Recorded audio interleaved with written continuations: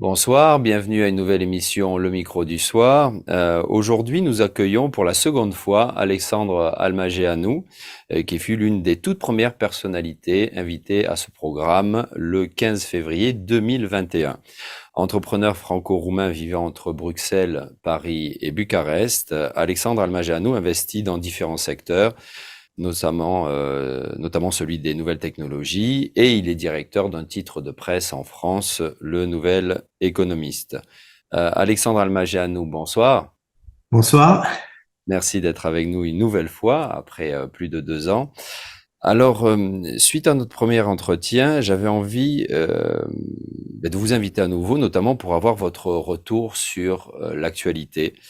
Je sais que vous êtes un grand amateur de presse et de politique.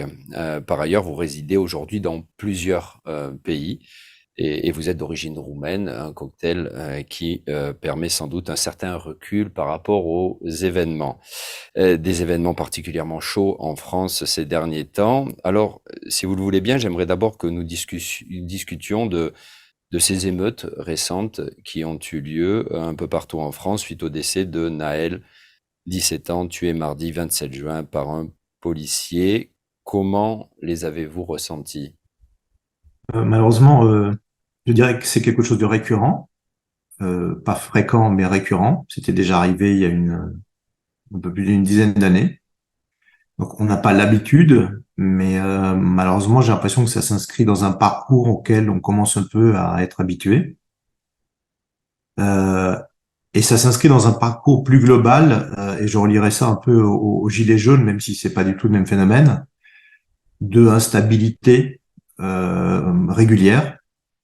Donc j'ai un peu l'impression que l'instabilité est devenue la stabilité normale et qu'on s'habitue à des épisodes plus ou moins désagréables. Avec l'interrogation au bout, c'est si ce genre d'événement finit par être très régulier, qu'est-ce qu'il va en devenir au bout, au niveau politique, au niveau élection, au niveau de la société globalement. Nous, on le voit à notre petite échelle de quelques années, dizaines d'années. On a quand même l'impression qu'il y a un glissement de certaines choses qui finissent par devenir la normalité et ce qui n'est pas normal. Et alors, lors de notre premier entretien, dans la présentation, je mentionnais que vous aviez vécu en Roumanie jusqu'à l'âge de 12 ans et qu'après, avec votre famille, vous étiez parti vous installer à Paris. Donc, vous avez un regard, encore une fois, et aujourd'hui vous vivez également à Bruxelles, donc vous avez un regard, je dirais, triple par rapport à ce qui se passe dans la société française. Est-ce que vous vous sentez parfois euh, en décalage? Vous êtes évidemment baigné, vous baignez je dirais, le monde intellectuel français, la presse, et est-ce que parfois certains propos vous paraissent peu étriqué par rapport à votre expérience? Alors forcément, je dirais pour moi, petite parenthèse personnelle, c'est très compliqué de me définir parce que je me sens vraiment européen, puisqu'étant né en Roumanie, ayant vécu effectivement jusqu'à un peu plus de 10 ans, ensuite en France, en Belgique maintenant, j'ai été marié à une Italienne, on parlait plusieurs langues à la maison. Aujourd'hui, mon épouse a un passeport allemand, donc elle a vécu 20 ans en Allemagne, donc on se sent très européen. Donc c'est très dur pour moi je dirais, de compartimenter les choses. Mais en même temps, étant et français et roumain d'ailleurs, ça me permet d'avoir une liberté de pensée et même de parole. Je me sens assez à l'aise pour critiquer les uns et les autres. Ça, c'était la parenthèse personnelle. Euh, oui, pour en venir à la question, euh, je pense qu'aujourd'hui, en France, il y a une partie de la population qui vit dans une bulle, très clairement, et il y a une autre partie de la population qui est arrivée à un niveau de complication, je dirais, des gens qui travaillent. Ce sont pas ceux des émeutes de la semaine dernière, mais des gens qui travaillent et qui n'arrivent pourtant pas à joindre les deux bouts. Donc ça, c'est un problème qui, moi, me travaille énormément. Je suis pas sûr que le problème va s'arranger. On en parlera peut-être plus tard quand on parlera des nouvelles technologies, puisqu'il y a des gens qui vont mécaniquement sortir du marché de l'emploi. Qu'est-ce qu'on va en faire? Mais ce côté européen que j'ai me permet effectivement de voir des situations qui sont assez différentes d'un pays à l'autre, même s'il y a des phénomènes qui sont un peu transversaux de temps en temps. La Roumanie un peu mise à part, on pourra en parler tout à l'heure. Je suis presque déçu parfois qu'il n'y ait pas assez de mouvements et de protestations en Roumanie par rapport à ce qui se passe. Évidemment, étant français, je suis habitué aux grèves, aux manifestations. C'est le quotidien, je dirais, en général et à Paris en particulier. Même si c'est compliqué au quotidien, ça reste quelque chose qui peut-être sur le long terme peut être positif dans la société. Des gens qui protestent et qui finissent par obtenir des choses. Mhm. Je sens en vous écoutant, dans vos propos, de la sincérité, mais aussi beaucoup de retenue. Et je pense qu'elle est bienvenue parce qu'effectivement, les choses, comme vous le dites, sont compliquées. On a l'impression que la France est face à des dilemmes récurrents et que les solutions ne sont pas binaires et qu'il ne faut surtout pas tomber dans un manichéisme hein, par rapport à ces situations. Hein. Il n'y a pas les gentils et les méchants d'un côté et de l'autre.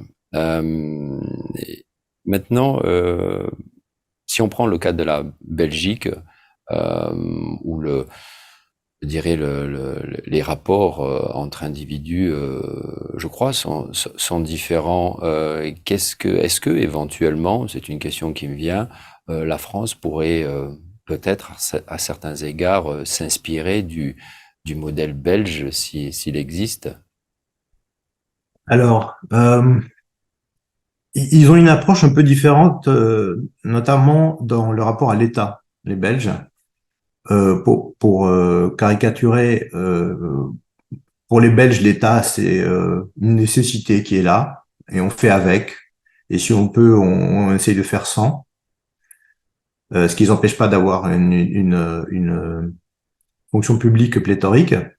En revanche, en France, on attend de l'État à peu près tout. Donc sûrement que la vérité est quelque part au milieu. Et tout ça est traversé quand même par l'histoire de chacun des deux pays. La France, qui est quand même un pays, et là on revient à notre première question, un grand pays, euh, ancien colonisateur de beaucoup de pays. Et je pense qu'il faut relier ça et ne pas hésiter à en parler aux problèmes actuels. La Belgique était une zone de passage, on va dire, en Europe.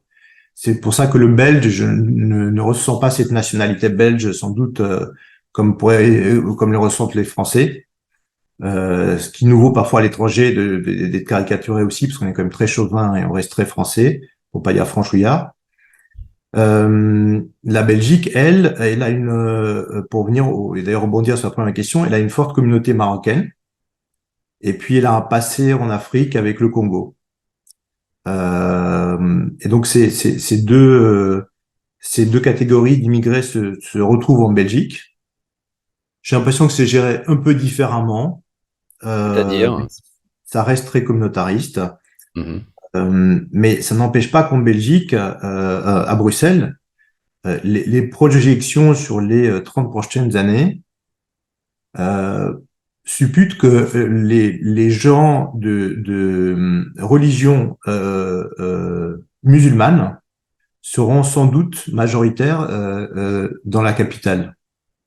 Alors, ce qui laisse Ça, à perplexe. l'horizon, À raison, moi, les articles que j'ai vus dessus, c'est à 30-40 années. Alors, il peut se passer beaucoup de choses en termes de population en 30-40 années. Et ça reste 30-40 années, ce qui est quand même peu et pas beaucoup. À l'échelle de l'histoire, c'est pas grand-chose. Mais ça peut interroger, je dirais, le Belge moyen sur bah, où il est, qui il est, et où vont être ses enfants ou ses petits-enfants. C'est légitime et c'est tout à fait normal. mhm. En France, moi, comme ancien réfugiés politiques, donc immigrés à moitié, immigrés de fait et réfugiés politiques, évidemment, et j'en parlais avec ma mère, on a un regard assez perplexe sur ce qu'il se passe, puisque, mais ça c'est une des particularités roumaines, on a toujours essayé de s'intégrer pleinement, se forcer à parler français au lieu de parler la langue maternelle, même entre nous quand on était dehors. Et donc, ça laisse évidemment perplexe. Outre le phénomène assez classique des immigrés qui s'intègrent, qui est un peu euh, derrière moi, on ferme la porte. Euh, En gros, on veut que les immigrés s'arrêtent derrière nous et que nous, on s'intègre et qu'on n'en parle plus. Ce qui n'est pas une bonne attitude, bien évidemment. Mais, et je pense aussi à tous les immigrés ou des enfants d'immigrés aujourd'hui arabes ou africains et qui, à 98%, souffrent de cette image qui leur est envoyée. Comme nous, comme Roumains, on souffrait dans les années 90 et 2000, ça a un peu changé, des Tziganes qui étaient très présents en France, qui étaient roumains, c'est une réalité, et qui ont vraiment fichu en l'air l'image des Roumains et de la Roumanie. Pendant des années et des années, mais maintenant ça commence à devenir un peu neutre, grâce à tous les travailleurs roumains qui sont dans le pays, mais pendant 20 ans, on avait presque honte de dire qu'on est roumain, parce que ça renvoyait tout de suite l'image au mieux du gars qui faisait les pare-brises au feu rouge, au pire de ceux qui s'organisaient pour voler les parcs-mètres, et ça c'était la partie rigolote du vol. Mhm. Alors, on va Euh, parler de la Roumanie, mais je voudrais qu'on reste un petit peu encore ouais. en Belgique, parce que précisément par rapport à la situation, je trouve que on va dire ces comparaisons, mais plutôt ces visions larges entre pays peuvent aider. Euh, Est-ce que le fait qu'en Belgique, je ne connais pas trop, pas bien ce pays, mais il y a peut-être euh, une intégration qui est moins dépendante, on va dire, d'un- d'une république qui se veut d'abord et avant tout laïque, permet davantage de souplesse? Est-ce qu'il y a moins de rigidité? Alors il y a sûrement moins de rigidité, mais il peut y avoir le côté euh, pile de la chose, c'est que s'il n'y a plus une présence d'État laïque fort, à un moment donné, le relais peut être pris par d'autres forces en présence qui peuvent être, on parle toujours d'argent hein, en général, d'argent qui arrive de pays comme l'Arabie Saoudite. Alors c'est pas le cas en Belgique, d'Iran, mais qui ont un intérêt à continuer à avoir une influence et donc qui financent des choses, qui financent au mieux des mosquées, au pire des choses qu'on ne sait pas. Et au moment des attentats en France, on a vu qu'il y avait quand même un gros foyer de terrorisme latent en Belgique et qui communiquait très bien avec ceux de France, etc. Donc, oui et non. Visiblement, en France, on a cet État laïque qui essaye d'intégrer, mais visiblement, il y a quand même l'année dernière, ce ne sont pas des immigrés, ce sont des deuxième, voire des troisième générations. Ce sont des gens qui sont nés en France, même pas comme moi, hein. Donc, ils sont nés en France, ils sont français. C'est pas la peine de s'agiter en disant qu'on va les renvoyer nulle part. Il faut juste essayer de commencer maintenant à résoudre le problème sur du long terme et à comprendre pourquoi on en est là. Mais on n'en est plus à discuter. L'immigration, c'est un sujet, mais c'est un sujet pour faire à mon avis, un peu de polémique sur ces news, mais pas pour résoudre le problème. Honnêtement, ce sont pas les immigrés qui arrivent aujourd'hui en France qui vont dans les magasins voler au moment des émeutes, hein. Alors, pour revenir, pour parler maintenant de la Roumanie, personnellement, et vous le disiez, c'est vrai il y a peu de, il peut y avoir des revendications, mais c'est vrai que les manifestations, enfin, elles peuvent avoir lieu, hein. On se rappelle il y a quelques années qu'un gouvernement a chuté hein, suite à une forte mobilisation des Roumains parce que des lois pour la lutte contre la corruption étaient mises à mal. Et donc, quand ils veulent se mobiliser, on a vu qu'ils le faisaient. Mais d'un autre côté, c'est vrai que je pense notamment aux Roms qui sont en Roumanie et qui, d'après ce que j'ai pu observer toutes ces années passées en Roumanie sont souvent victimes d'un racisme assez désinhibé, mais ça n'engendre pas de violence particulière. Euh, Ils viennent originellement du nord de l'Inde, hein, ça c'est un fait établi.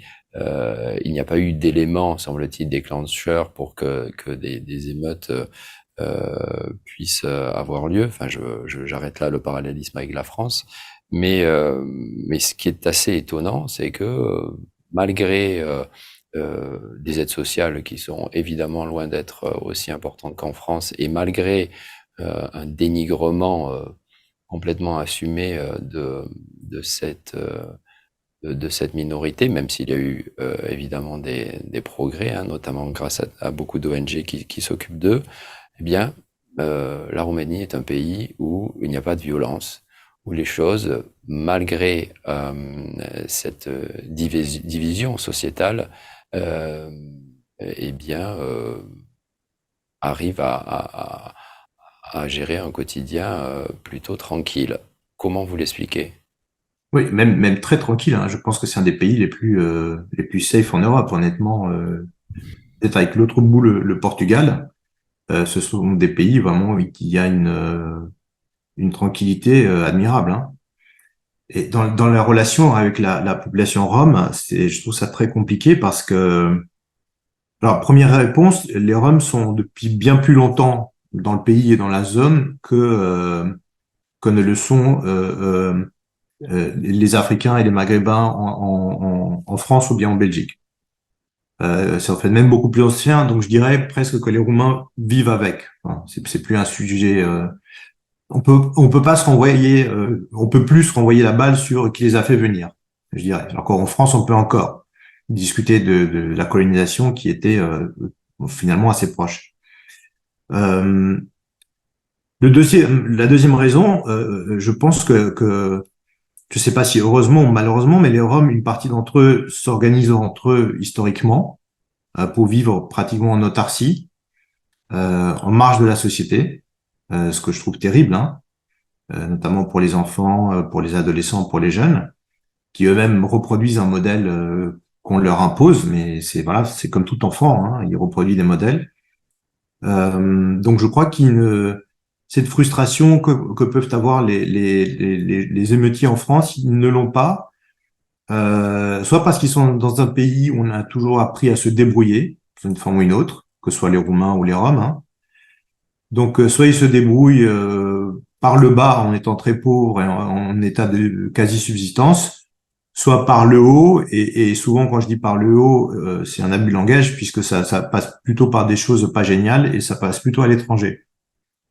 Donc je crois que depuis 30 ans, les Roms qui veulent changer leur vie personnellement, ils partent à l'étranger, généralement pas pour travailler.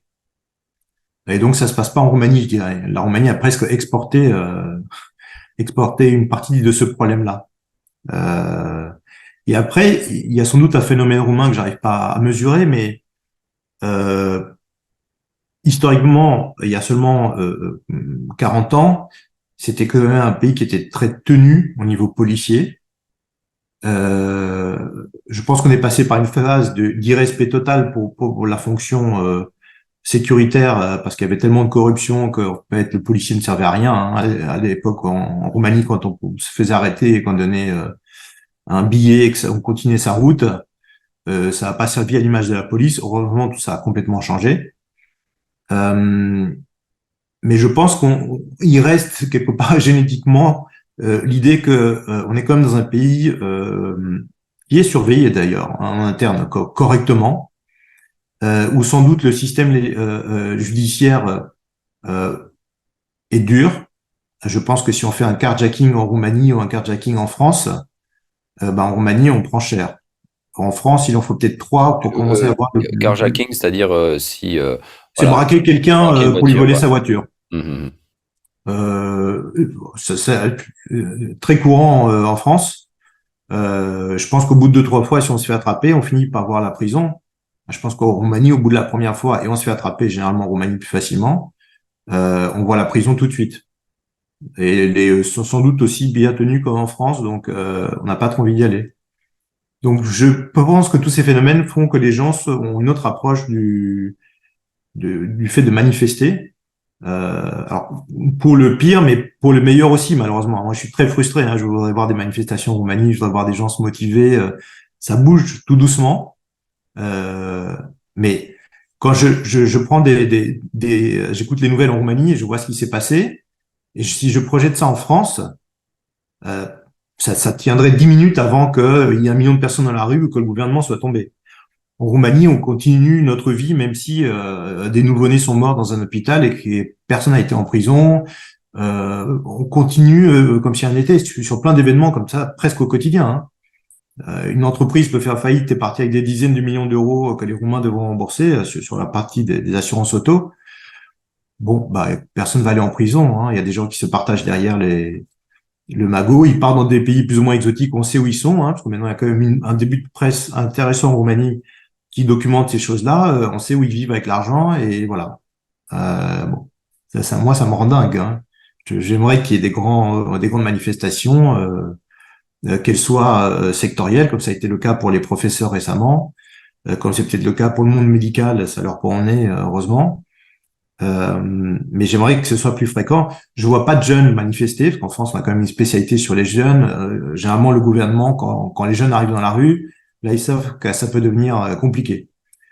J'aimerais, moi, voir des jeunes aller dans la rue, pas tout casser, mais aller manifester comme on le fait en France, dans une manifestation normale. Mais, bon, des centaines de milliers de jeunes.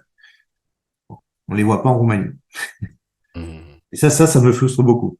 Mmh. Sur la situation politique de la Roumanie en ce moment, il y a un nouveau Premier ministre suite à une rotation gouvernementale qui est du Parti social-démocrate. Quelle est votre prévision sur ce qui va se passer dans les prochains mois? On sait que l'année prochaine, c'est une grande année d'élections présidentielles, locales, etc. Comment vous voyez les choses? Évidemment, je pense à la montée du parti Aouj, parti nationaliste, on pourra qualifier aussi de populiste, enfin, et dont le leader, Georges Simion, est assez connu notamment pour ses frasques.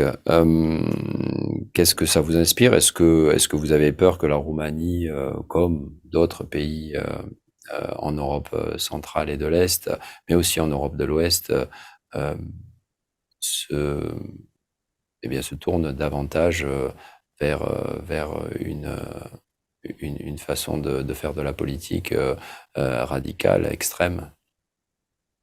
Alors, d'abord, sur le nouveau Premier ministre, je crois qu'il n'y a rien de nouveau. En fait, ils ont juste fait des chaises musicales entre eux. Donc, c'est un non-événement pour moi. Je suis évidemment très frustré par cette alliance entre ces deux partis. Je vois pas ce que le Parti libéral est allé faire dans cette histoire avec le PSD, si ce n'est gratter des postes et de l'argent. Euh, donc ça, c'est la partie qui est vraiment pas agréable. Il commence à avoir une opposition correcte, ce que je trouve vraiment très intéressant. Pardon, Euh, excusez-moi, d'un autre côté, il semblerait que cette coalition, même si elle n'est pas, comme vous le dites, elle n'est pas du tout naturelle, eh bien, elle réussit à maintenir une certaine stabilité par rapport à des années auparavant où il n'y avait vraiment pas du tout de stabilité politique. alors, si la stabilité, c'est juste être au pouvoir, oui, mais enfin, le PSD est quand même au pouvoir depuis des dizaines d'années. Hein. Il y a eu, je crois, quelques petites parenthèses, mais pas beaucoup. Hein. Donc la stabilité politique, oui, mais pourquoi faire? Je crois qu'ils se sont beaucoup professionnalisés dans l'organisation de la corruption, je dirais. Donc aujourd'hui, ils arrivent à faire des lois qui sont bancales, qui laissent des portes ouvertes.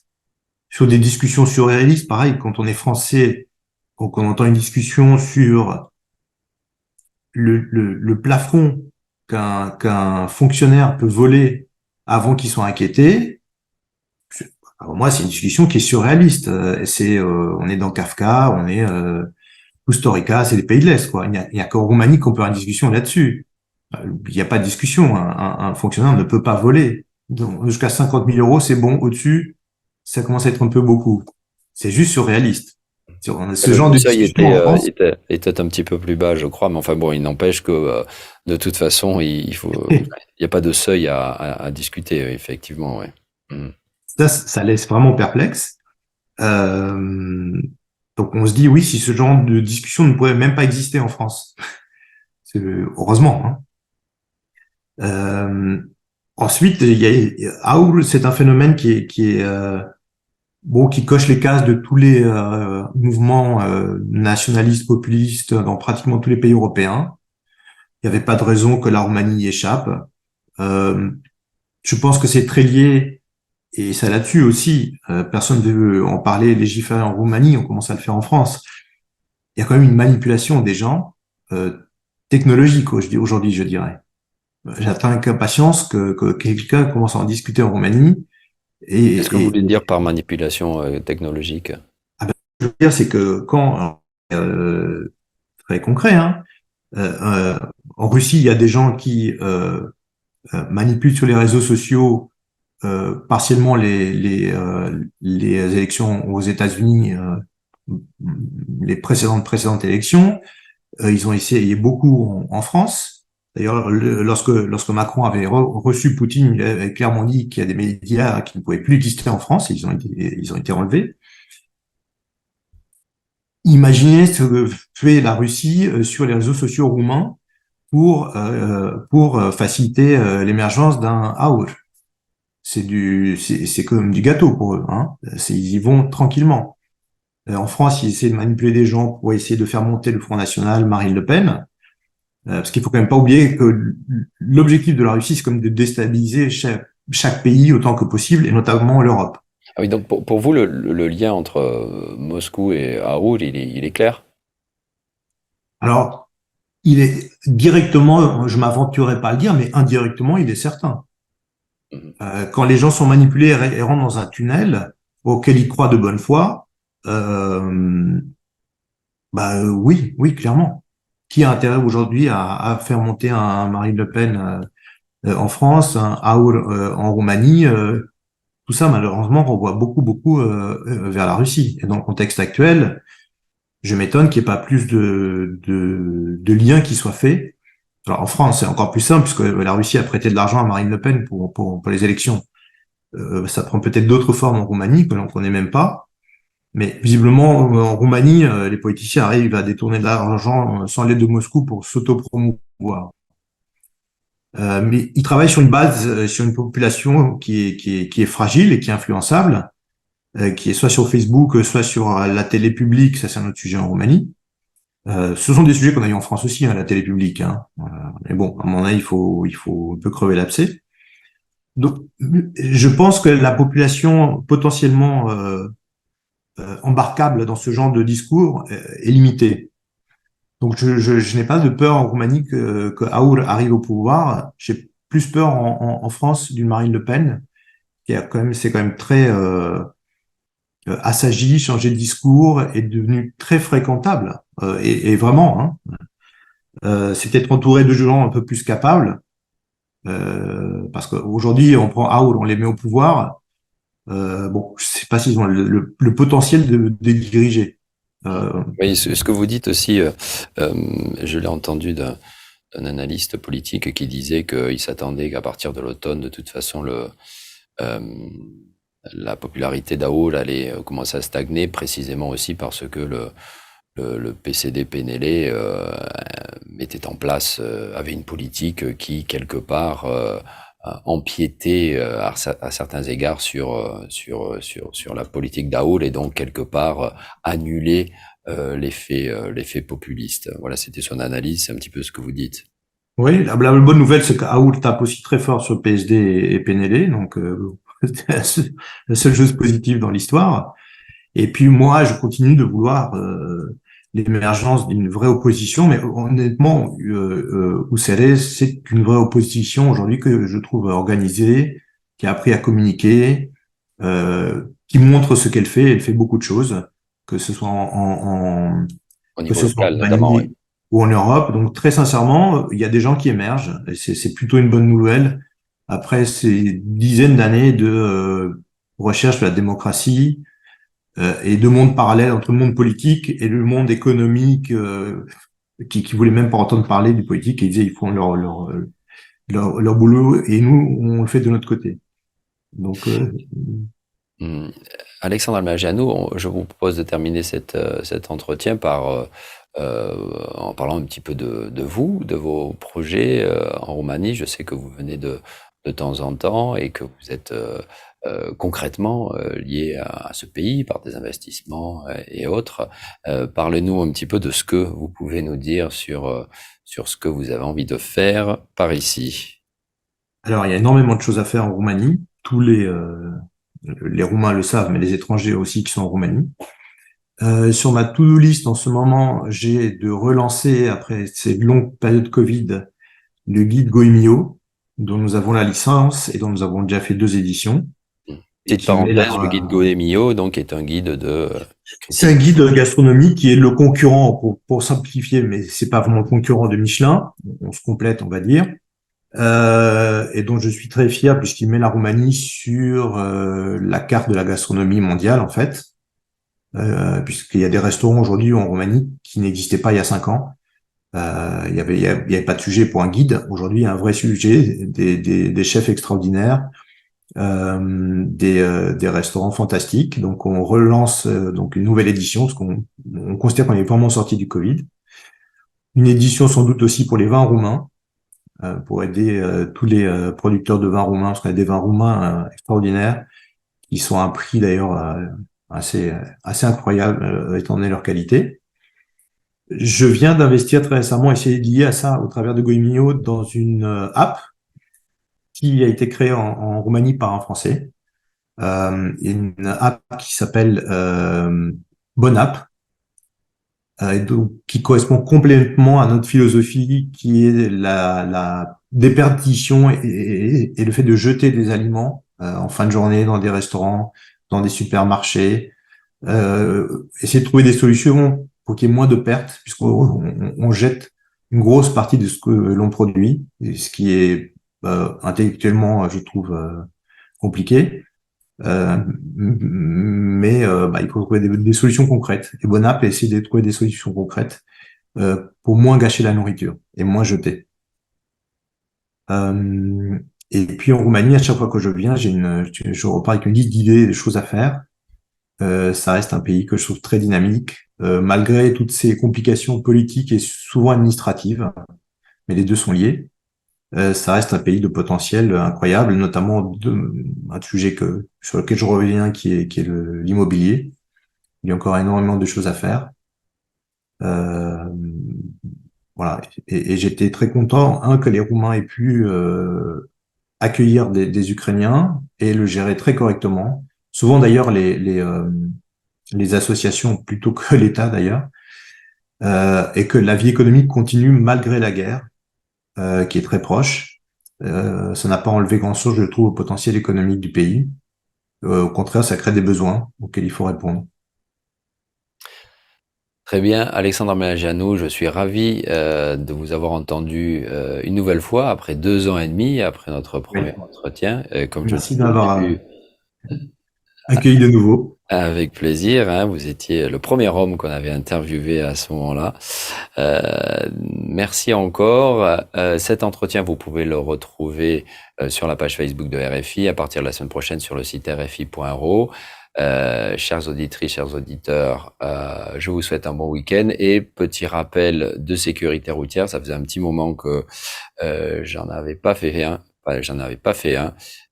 Si vous prenez la voiture, soyez très prudents, s'il vous plaît. Merci. Week-end Plakout. Au revoir. Merci, à bientôt.